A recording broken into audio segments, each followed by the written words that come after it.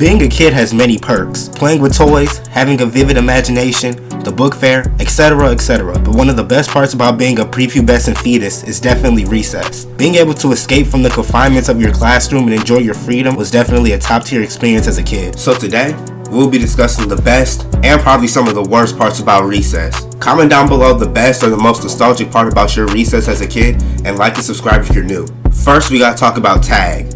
Tag was probably the best part about recess, and as one of the fastest students, it was the highlight of my day. But it was so annoying when you would hunt a nigga down like Michael Myers, and they would pull out that bullshit excuse talking about, "I'm not even playing." My nigga, I was just chasing you for longer than a Final Fantasy cutscene. And you also got the kids who try to call timeouts when they're about to get caught. They would call a timeout, walk away a couple feet, and then yell time in. At that point, just go play jump rope or something, bro. And also the kid who tried to make every piece of equipment a base, and that they were safe. And to all my fellas out there, chasing your crush was the biggest flex back then. Another thing that came with playing tag was the cheese touch. Now I'm not gonna sit here and lecture y'all niggas about what the cheese touch was and how revolutionary it was for us back then. Go do your research. But it had our school in a chokehold. You couldn't walk past anybody in the hallway without them touching your shoulder and yelling cheese touch at the highest decibel known to man. And the only way you could protect yourself from getting the cheese touch is if you crossed your fingers. And of course you had the kids that were always capping about their fingers being crossed. And the continuity was insane. Like that shit would last longer than a Fast and Furious series. You would be walking through the hallway without a care in the world and knowing that you gave the cheese touch to someone a month ago. But you better say 10 toes and hope somebody doesn't catch you lacking, because all of a sudden you'll see a nigga running at supersonic speeds to give you the cheese touch. A clutch maneuver that always worked for me in elementary school was pretending that I had to sharpen my pencil and I would touch someone on my way up there. These were the harmless trends that us kids back then were doing instead of being fake ass handy mannies and making corn drills and shit. Now we gotta talk about racing. Now like I said earlier, as a kid who ran track, this is usually the highlight of my day. But there was an unwritten code in my elementary school that whoever ran the fastest automatically had immeasurable amounts of riz and had every girl falling for you. A kid could literally throw a pair of scissors at the teacher, but that nigga did win the race yesterday, so I guess he gets a pass. You wanna run that by me again? I don't know which of our 10 brain cells decided that popularity and clout was based on who was faster, but I'm not complaining. Now we gotta talk about the playground.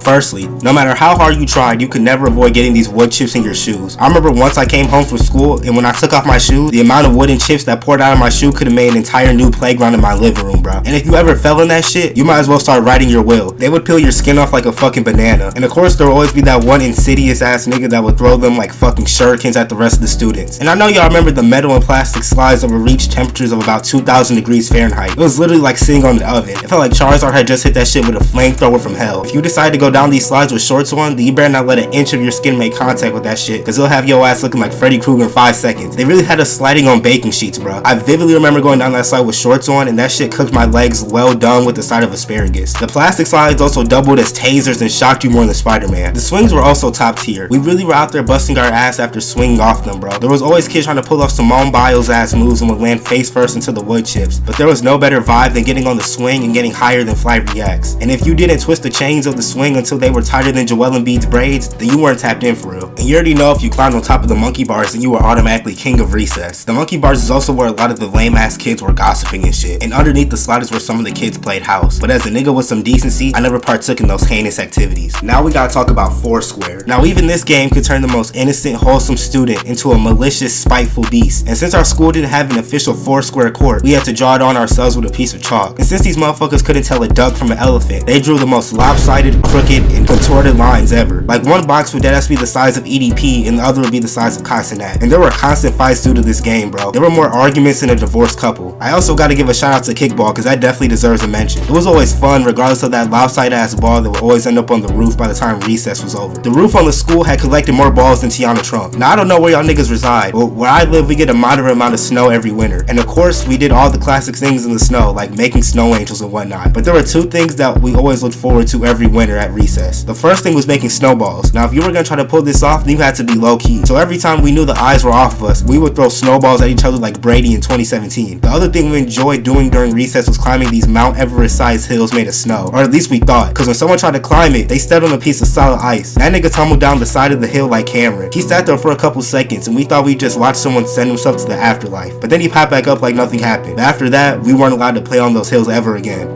Now we gotta talk about the water fountains. Now look, I know typically the water that comes out of these repulsive contraptions usually makes my stomach wanna rock, but back then, that shit was like crack. No matter how hot it was in the school, that water stayed cold. And once that motherfucker started to shake, you already know it was gonna dispense the crispiest, coldest, thirst-quenching water of all time. It was deadass better than Gatorade, especially after putting up prime Jerry Rice numbers at recess. That water always hit different after putting up 9 touchdowns, 12 interceptions, and 240 yards. And of course there were the Karens in training that would always try to control how much time people spent at the water fountain. Talking about 1 Mississippi, 2 Mississippi. I swear the water wouldn't even hit my lips yet and I had niggas trying to take my spot like Gideon. But the worst part about using water fountains was being behind the kid that would turn into a fucking throat goat and shove the entire spout down his esophagus. If I was there behind one of these kids, I would just go the rest of the day with a throat drier than a Popeye's biscuit. Cause I'd rather deal with that than God knows what disease or mutation I could get by using the fountain after that nigga. I never understood how these people had the balls to put their entire orifice on this thing, bro. Their stomach's gotta be lined with tungsten because there's no way they weren't fighting demons on that toilet.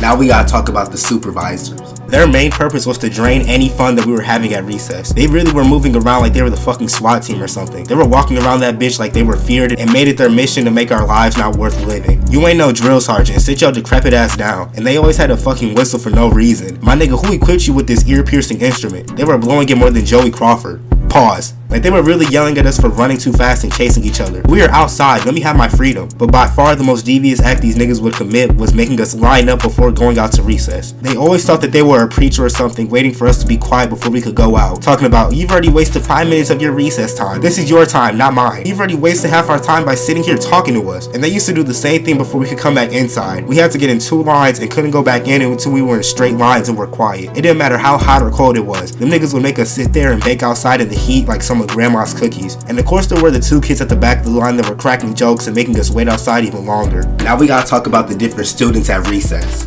First there was the snitch. Now we already had to deal with the supervisors that were up our ass more than a wedgie, but enjoying recess became mission impossible when you had to dodge the snitches. They would literally lurk after people and try to catch them doing something. I really never thought that Randall from recess was a real person until I experienced it for myself. There was also that weird group of kids that pretended like they were cats or wolves. They would crawl around the playground on all 4s and start hissing at niggas like cockroaches or something. Speaking of cockroaches, there were also the kids that collected bugs at recess. I don't know why these niggas thought that these alarming acts were fun and entertaining in any way. They were really some fake ass mighty bees in this bitch. Talking about, you want to see the beetles I collected? Bro, if you don't get these vermins away from me before I send them to a Juice WRLD concert. There was also the badass little kid that always spent the entire recess period standing against a wall or tree. They usually were the kids who tried to actively dismember limbs from the other students. They always had some type of bruise on their elbow that looked like this. And they probably had a buzz cut and picked their nose more than Ralph Wiggum's. It's like these niggas were cosplaying No David or something. But if you see one of these variants trying to join you at recess, just know your life may be cut short. There were also the girls who just walked around aimlessly and usually got in the way of whatever game we were playing. Then they want to threaten to tell on all of us when they get hit with the ball. They were usually the stucco girls who thought they controlled everything. I also want to shout out Pokemon cards and silly bands. Niggas was moving weight during recess like Pablo Escobar. But hey, I think that's gonna cover everything for this video, man. Thank y'all for watching. And comment down below the best or worst experience that you've ever had at recess. Let me know what you want to see from me next. And make sure you like and subscribe if you're new over here, man. Join the family. We growing. Thank y'all for watching. Thank y'all for the love y'all been showing. I hope this video finds y'all in good spirits. Let me know what y'all want to see next. I'm ggrimey. It's been real. I'm out. I love y'all. Peace.